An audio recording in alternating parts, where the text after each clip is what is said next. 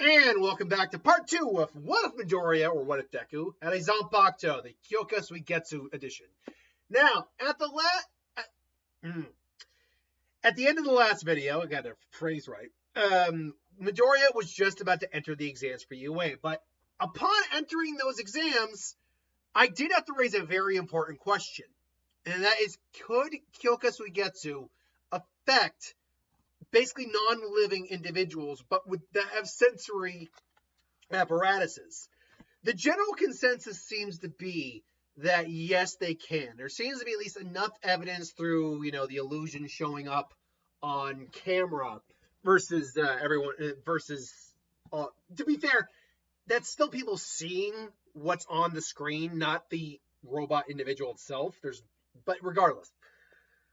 So I guess right now the general consensus is going to be yes, it can affect, as long as it's got sensory apparatuses to detect the 5 basic senses, or any of the 5 basic senses, then yes, it should be able to affect them. Which, admittedly, I am a little disappointed by, because I'm like, logically, that does work. Because I was kind of interested in seeing Midoriya actually flunk out and not be a part of Class 1A and be like, oh no, does he turn into straight Aizen here? But no, it's fine. So that means Midoriya gets ready. So let's actually backtrack before he actually goes into fight the robots. They're at the starting gate. Ida gets in Midoriya, and Ida was just, gotta tell you, of all, I don't straight out hate anyone in Class 1A. Bakugo, I never really liked that much, but you're supposed to not like him. I also have never liked Ida. I'll be honest. I've never, again, don't hate him. But again, the stick in the mud attitude, then the self-righteous bullshit he went through for his brother against Stain, revenge and all that. Yeah, I know that was part of the story, but it still did not work for me. Okay, with all that being said, he gets in Midoriya's face, and Midoriya's like, whoa, hey, look, I'm sorry about that. I will not allow you to derail this test. It's like, you don't get a fucking say in that, dude.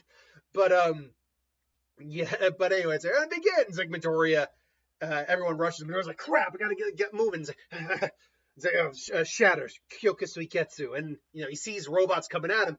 And basically what Midoriya does, more or less, is manipulates the senses of the robot to lose track of him, and if he can, try and have them attack themselves. Now, the real question would be, does this immediately put everyone who's watching him under the spell of Kyoka Suigestu? And the answer would be yes. So they do see that happen, at least initially, or he attempts to make that happen as he pulls out his blade and goes, shatter, Kyoka, was it Aoyama? Basically destroys it. Because that was the problem in that fight, is that Midoriya didn't have a quirk that let him speed around the battlefield as much as the rest of, as most of them, nor were there enough robots coming at him for him to really, get attack. And his quirk, in this case, could affect the robot and get a win and a point off on that robot, but Aoyama's quirk's just more straight up destructive than Kyoka Suigestu. So unfortunately, it's like, damn it! It's like, I gotta get just a point. I just gotta get a point. And then he sees it's the 0 point. No. And so Midoriya's like, crap! I can't do anything against that thing. Yeah, I could cut it, but this isn't good. It's like, I gotta. And then, help! I was like, and he hears Ochako, or Uraraka. I was just saying Ochako, Uraraka. And then it's like, I gotta get home. And he's like, hey, you okay? No, what are you doing? You gotta get out of here. And then she's like, that's not good. And then, but he sees Uraraka under there. It's like, Uraraka, close your eyes. Just trust me. It's like, and he just walks up. It's not a hero doesn't feel fear. A hero doesn't feel fear. And he stops. And so Kyoka Suigestu kind of whispers here, is that really what a hero is? And then Midoriya finally just kind of stops, like, no. A hero does what he does despite feeling fear. Despite being afraid. Hey, you! Shatter! Kyoka Suigetsu! And just... and just wondering where Midoriya disappeared. And he's basically controlling, obviously, the auditory and ocular visual prowess of this monster, of this thing. And so he's making Midoriya's making him seem like he's everywhere. Now the question is, are there any more robots available too? That's a very good question in this scenario. Is there any other robots in the vicinity? And I don't know. They did make the impression. Sorry, make the impression. They did give the impression that all the points robots were basically gone, like they had been destroyed. But for the sake of argument here, let's say Midoriya is just moving around the battlefield. All of a sudden, he sees a few more. It's like, "Hey you!" And just kind of does a little bit like so just shatter. Again, well, to be fair, no, you actually have to see the release to be under it. Afterwards, you're under it all the time, unless he decides to release you from it. And just shatter, and just all of a sudden they stop. It's like, huh? Let's say there's 5 of them, and he basically makes it look like, no, that's your target. And likewise, the 0-pointer looks at these robots and thinks there's multiple Midoriya there. Just, boom. So they start attacking, and Midoriya then goes, okay, I got you. Don't worry. And it's like, hold on, my quirk it up, and then just boop, does the whole float thing. She helps. He helps get her out of the rubble. And it's like, but what's going on? I confused them with my quirk. They all should be attacking, and then they're just attacked. And ultimately, the bell ultimately rings. Boop! There's the museum. And Midoriya, unfortunately, maybe like one of them was destroyed. And it's like, well, at least I guess I got one of them. But will they even count that? I mean, I did make the robot attack, but it was destroyed by the 0-pointer. Oh man! And so ultimately Midoriya is waiting, and he's waiting. He's kind of meditating with Kyoka Suigestu, and they're kind of discussing. He's like, "You did as well as you could, Midoriya.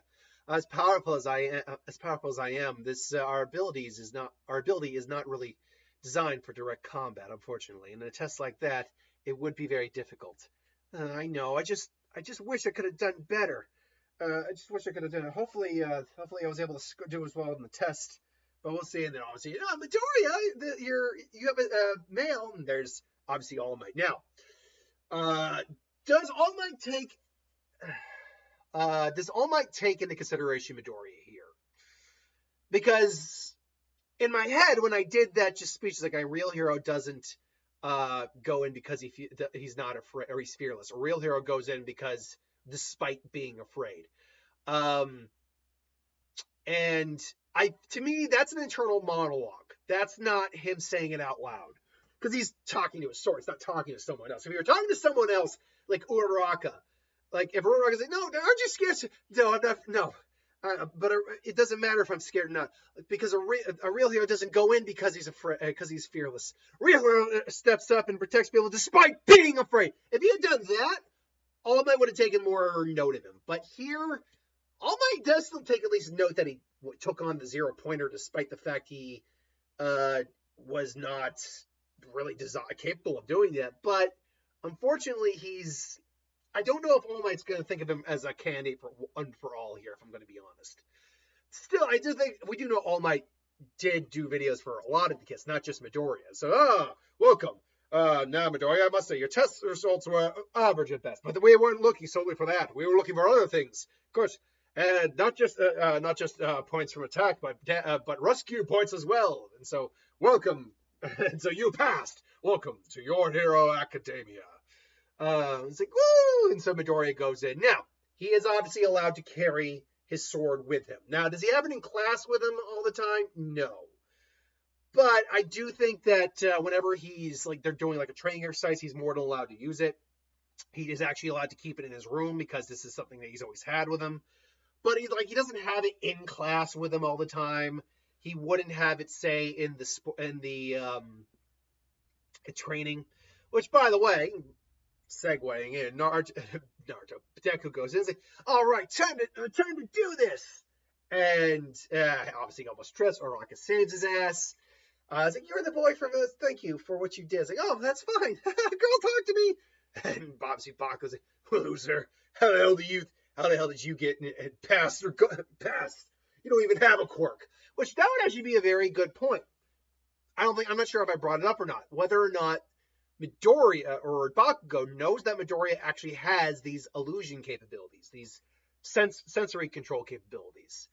Midoriya's probably tried to tell him he has a quirk, but every time he tries to show him, Bakugo just doesn't care.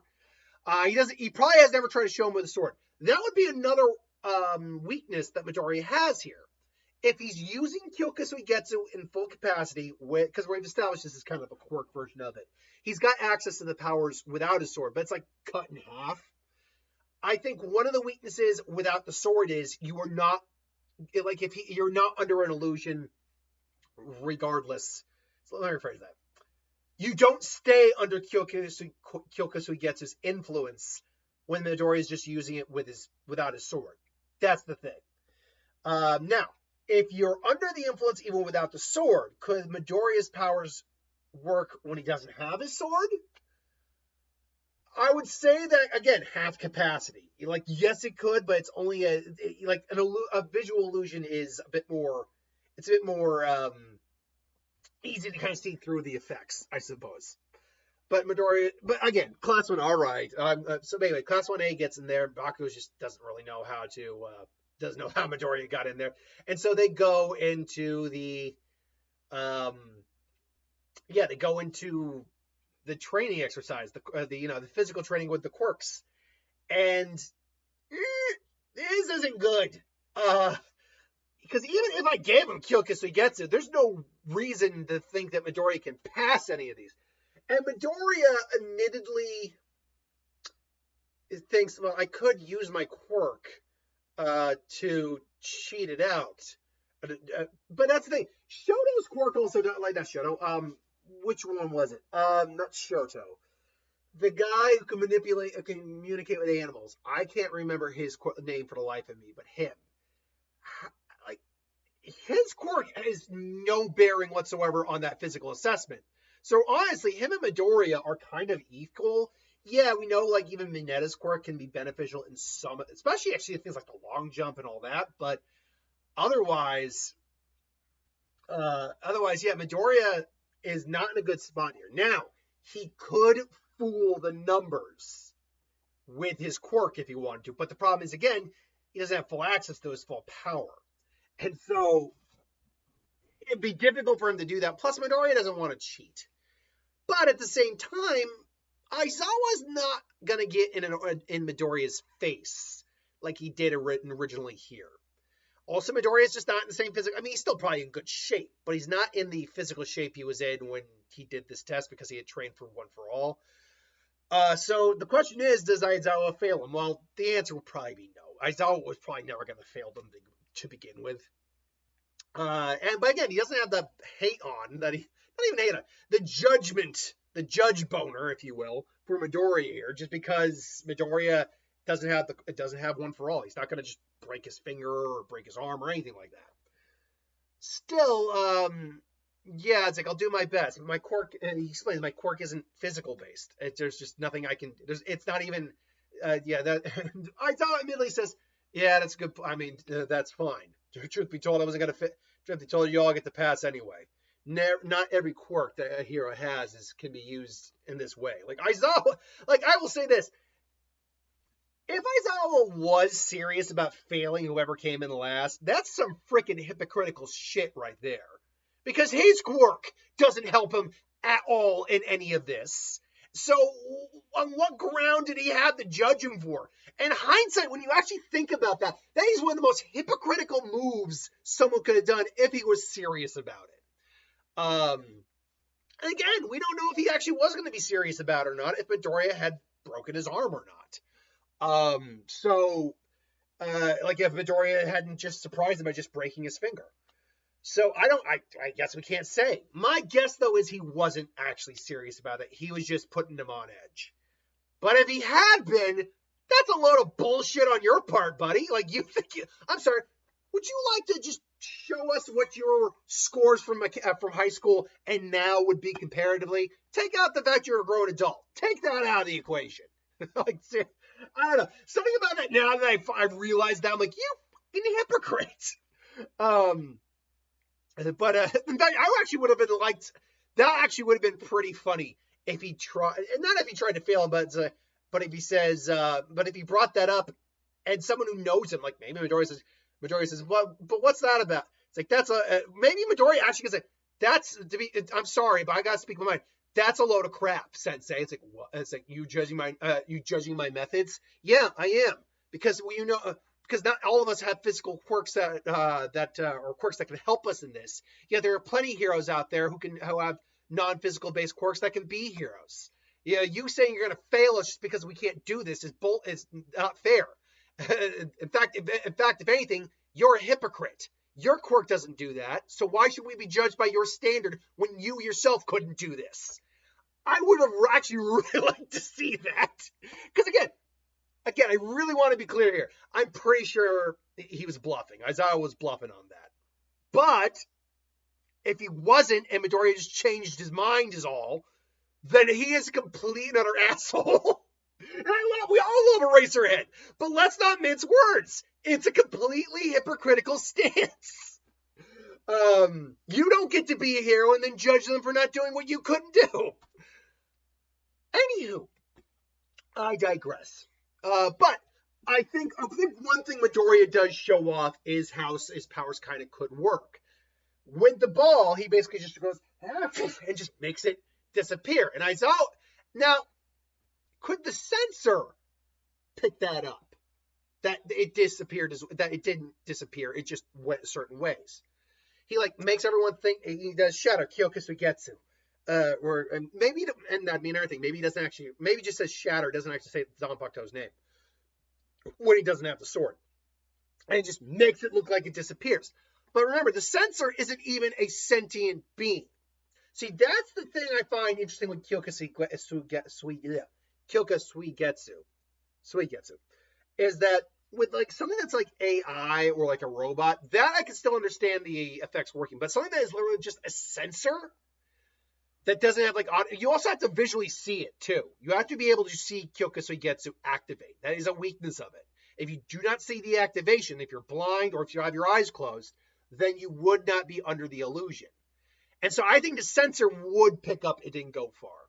And so, and Aizawa was like, wait, what? Is this thing suddenly broken? No, that's not it. And Midoriya just kind of smiles and makes the ball appear. It's like, sorry, couldn't resist. Yeah, I probably would get this maybe a little farther than high school, but yeah. And Aizawa actually kind of appreciates that little play of a trick. I was like, clever. He knew his quirk isn't any good in terms of this kind of test, but he still doesn't found a way to make it at least interesting. I think in the long jump, he could have maybe tricked them into thinking he jumped longer. That one actually, I think he could have gotten away with. But someone would have noticed, like Aizawa, who's got good eyes for noticing things, would have noticed him landing in the sand regardless. So there are definitely times where his quirk could have maybe helped a little bit here, but not really. All right, and then comes the actual first hero trial, the team's test, heroes and villains. He's with Ochako, and oh god, here it comes, yawn. Anywho, he's with Ochako, and Bakugo's not anywhere near seething against Midoriya here because he hasn't seen much of what he can do right now. Because he hasn't been completely shown up or anything by Midoriya, really. But him seeing the slight illusionary capabilities of Midoriya goes, wait, what? He really did have a quirk this whole time?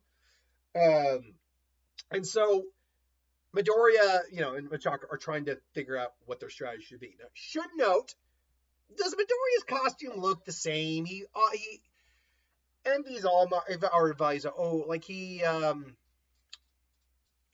not values. He idolizes. That's the word I'm looking for. He idolizes All Might. And I mean, his costume was designed by his mom with specifications for All Might. So, but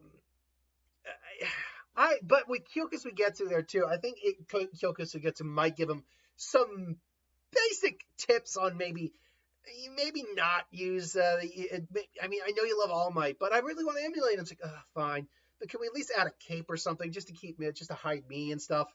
And so he has basically a captain's cloak. I would say, is it white with on the green though? Does that color scheme work? I actually don't think that color scheme works very well. The like the white Hiyori of the captain's cloak of the Shinigami versus his green outfit. I think those colors really. First off, he'd be a little too like minty looking in my opinion, but also he'd be.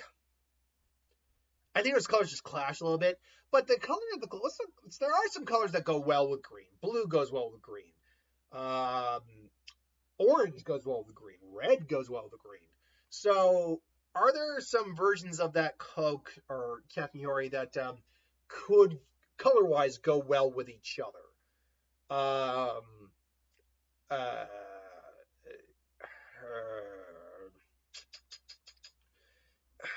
I would say maybe a dark blue. Dark blue could work.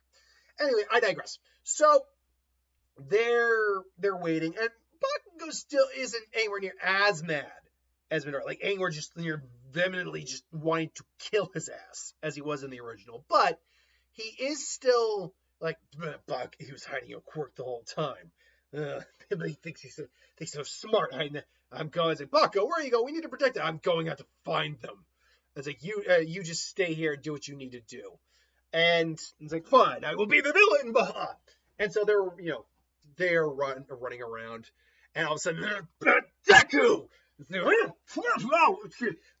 Muraka! I got any blocks. He actually blocks the explosion with his blade, and the blade is still very strong. It's not like there's no power in the blade that can really stop him, but he's able to at least kind of see. It's like,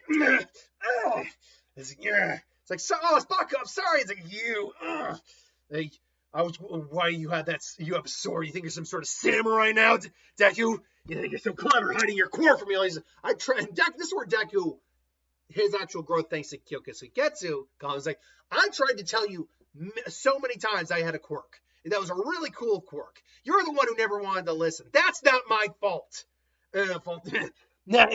I'll tell you what, that's not my fault. That's on you. It's like, I'll tell you what also is on me. Your ass kicking. And then that's where Deku basically just, that's the whole flipping him. You always come in with your right. I've seen many times. I'm telling you right now, I'm not the Deku who's going to win anymore. Deku's the name of it from now on. Deku's the name of a hero. You little. And they shatter Kyoka Suigestu. And he just. And Midoriya actually gets a little bit colder. I've always wanted to fight you at Bakugo, but and now that I'm actually getting the chance, I don't think it was worth it. I need to point out, Deku does not think little of Bakugo in the sense of belittling him or thinking he's better than him. But I think he does know. He does understand the immaturity of Bakugo. Like, by all accounts, he is just a kid. He's a child compared to Midoriya. Even the original, despite all Midoriya's crying, Midoriya is far more mature than Bakugo is. Honestly. Like, yes, he cries a lot, and he's still a kid, but when you actually realize how they handle scenarios here, yeah, no, Bakugo is a complete immature brat. And so he's like, let's see what you got with that so-called... Let's see how good those illusions of you really are. And Deku! To which you just kind of draw. He already has his sword out. And it's like, you sure about that? But he just starts like throwing explosions at him. Shatter. Kyoka Suigestu. And so basically now Bakugo's under his spell. And at that point, he swipes the ground, throws some dust in Bakugo's face. That's not good enough. And so they're not clashing it out, duking it out as best they can. And basically what happens here is everyone sees that.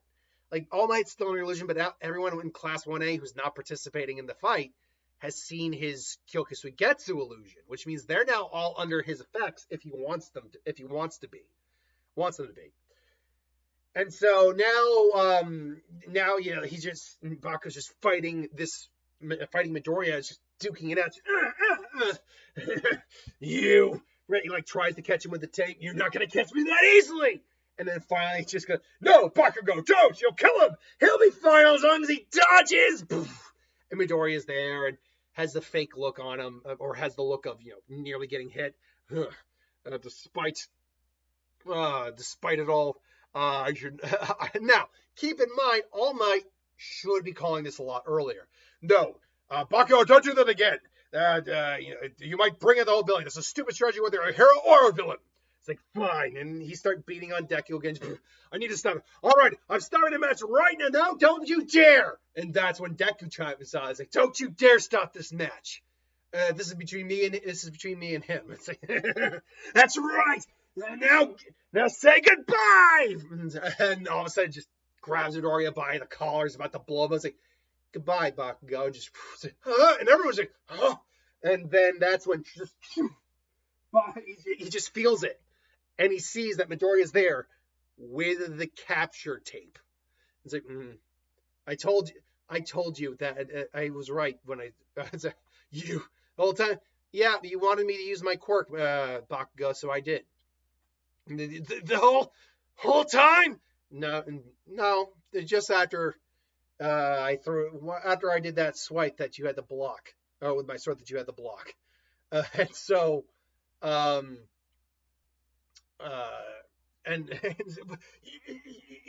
I could feel my punches hitting you. I felt the impact. I was fighting the whole time. My quirk allows me to control all five senses my quirk, Kyoka Suigestu, allows me to control all five senses of someone. Sight, sound, smell, taste, and touch. Truthfully, I could make you think there was a dragon fighting you, and you'd believe it. And so I just wanted to wait until you tired yourself out. And looks like I win, Bakugo. And I gotta admit, doesn't feel as good as I thought it would. And so now, if you excuse me, I gotta go help Uraraka. And he just runs off. Now, the only one who's not affected by this is Ida and Uraraka. And so Uraraka's trying to snatch the weapon from Ida, but just as Ida's about to, it's like Midoriya kind of just holds his blade out. It's like, oh, whoa! And he just kind of ducks under it. It's like, Uraraka! It's like, hey, Uraraka! Oh, Deku! And just grabs on. It's like, God, get it! No! It's like, sorry. It's like, nope, sorry, Ida. And, he's blind. He's like, ugh! It's like, oh, damn! No, the weapon! And so, meanwhile, Bakugo is livid. Just, you lost! And this time, he didn't just lose. He pretty much got, like, baby smacked on the ass in this fight. So, yeah. Afterwards, it's like, oh, that was now, the MVP of this would be... Now, this is a good question. Who would it be? Would they say it was Ida or Midoriya? Because Midoriya basically just used his ability to just tire out his opponent more or less, like a good hero actually would. But instead of actually like outright hurting him. So I think they might give it like an equal MVP stat to both Ida and Midoriya. All Might says, I was impressed by the way you used your quirk, young Midoriya. It even fooled us. Oh, yeah, I should probably release that. And he actually released it. And they can see. By the way, we've never actually seen Aizen release his hypnosis on someone because he's never had a reason to do it. I imagine, like, the effect for whoever's seeing it would be like shattered glass in your face. Like, you're not getting shattered glass, but that'd be the visual. Like, it's like, oh, it's like, sorry about that, everyone. I just realized you all would have been under the illusion. Oh, wait.